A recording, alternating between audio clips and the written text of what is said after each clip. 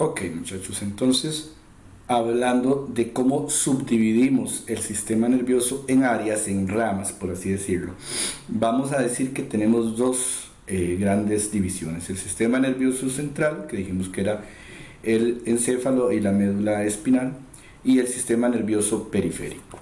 En el sistema nervioso central, entonces tenemos el cerebro y la médula espinal, ¿verdad?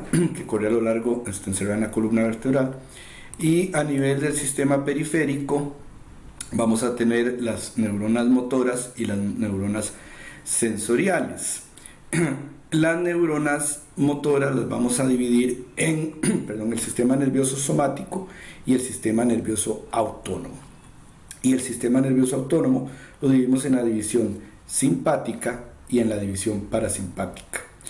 Los nervios somáticos, esta división somática nerviosa, son los que llevan las señales de las neuronas sensoriales al sistema nervioso central, ¿verdad? Ustedes las llevan a la médula y al cerebro, ¿verdad? Entonces llevan señales y llevan también órdenes a los músculos estriados una vez que el sistema nervioso central tomó la decisión.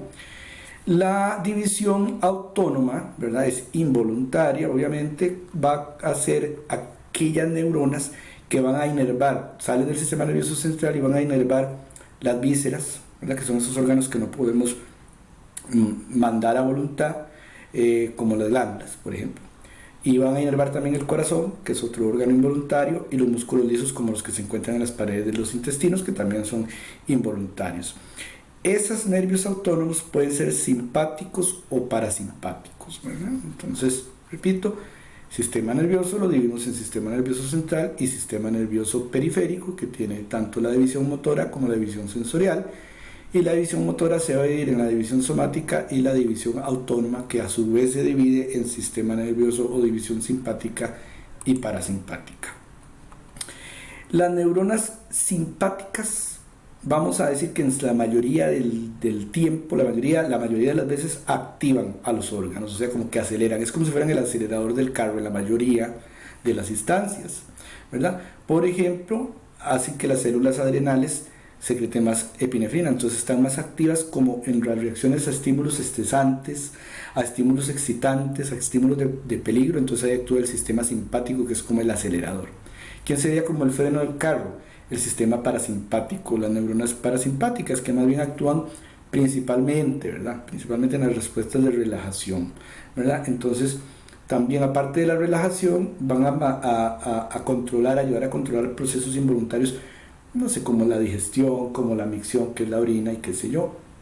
Entonces aquí tenemos esa división general, ¿verdad? Entonces vean, por ejemplo, el sistema simpático hace que se dilaten las pupilas.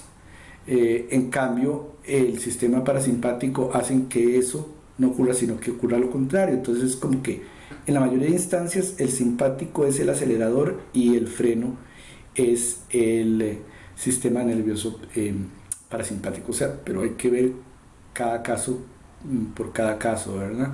Bueno, entonces ahí tenemos más o menos esa primera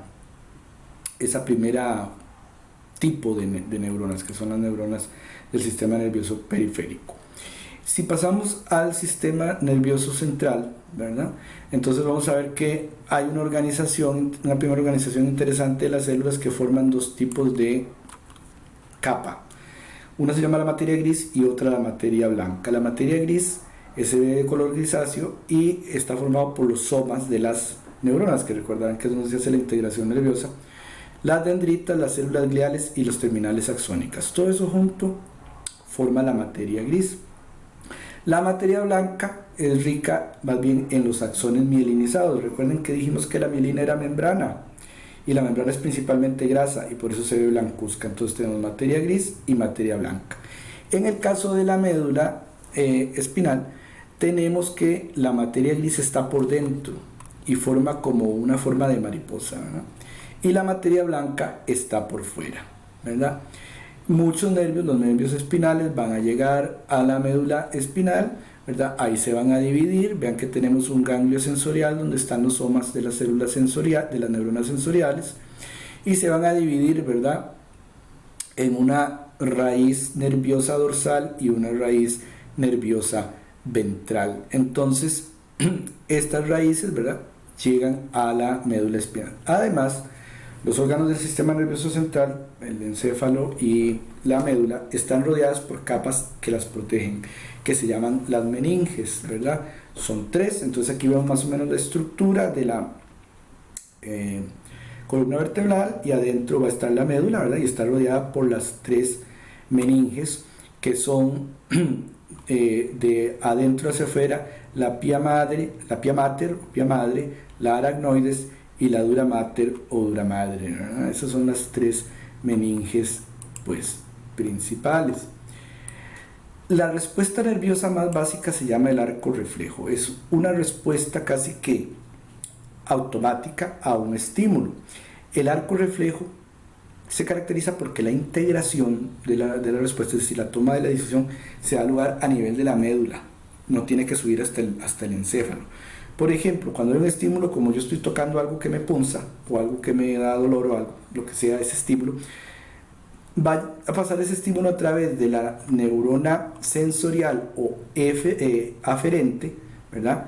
Va a llegar acá, va a llegar al ganglio dorsal, ¿verdad? Del nervio, y va a llegar aquí a la médula, y entonces entra en contacto, esa respuesta pasa a una interneurona. ¿Dónde está la interneurona? Ya adentro de la materia gris de la médula espinal, un soma de la médula, de una célula de la médula espinal. Ella hace la integración, y si va a disparar una respuesta, la dispara por medio de una neurona motora. Vean que la neurona sensorial entra por la raíz dorsal del nervio, y la neurona motora sale por la raíz ventral del nervio. Entonces va a salir la respuesta, digamos que la respuesta sea, se está punzando, quite el dedo, quite la mano, y entonces llega al músculo y hace que el músculo se contraiga, y entonces quitamos el brazo. Ese arco reflejo es muy básico, entonces no tiene que llegar la información hasta el encéfalo, se maneja a nivel de la médula espinal, y por eso decimos que es una respuesta sencilla, a la que llamamos así, un arco reflejo. Es como un reflejo, ¿verdad? Por ejemplo, si me golpean la rodilla, entonces la respuesta es el movimiento del pie, eso es otro arco reflejo. Cuando es un arco reflejo, repito, no sube la excitación, no sube el impulso, no sube la información hasta el encéfalo, sino que se integra a nivel de la médula espinal. Comparando los cerebros de los vertebrados, por ejemplo, entonces vamos a ver diferentes regiones. Aquí vemos el prosencéfalo, el mesencéfalo y el rombencéfalo, que son las 3 regiones principales. Entonces aquí lo vemos, por ejemplo, en un vertebrado embrionario, aquí lo vemos en un tiburón, aquí lo vemos en un pato, por ejemplo, aquí en un caballo y aquí en un humano. Si vemos estos esquemas, vamos a entender que una de las principales cosas que hemos visto, que podemos ver, es que ha habido un gran desarrollo del prosencéfalo, particularmente de la corteza cerebral y del cerebro en sí, que diferencia a los humanos de otros vertebrados que no tienen tanto desarrollo de esa región. Las regiones del encéfalo de un vertebrado van a ser 3: el prosencéfalo, que sería la más anterior, el mesencéfalo o encéfalo del medio, y el rombencéfalo o encéfalo posterior. Y vean que cada una de ellas va a tener subregiones. Por ejemplo, el prosencéfalo tiene el telencéfalo y el diencéfalo. El